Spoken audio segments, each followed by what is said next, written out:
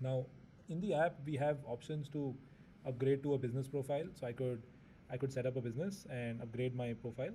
So that's a new feature that we've added. Uh, what we see now here is the business profile that's already linked with my with my user account. As a business profile, we see some additional features. We could upload photos. I could go to my gallery. I could upload something really quick if I find something. Uh,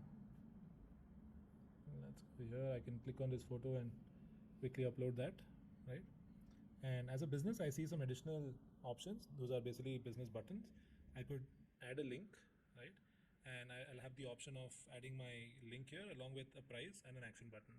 So, for example, if I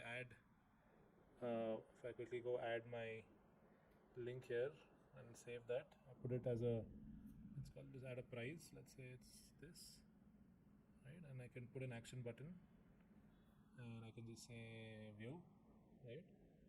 And I could post this, right?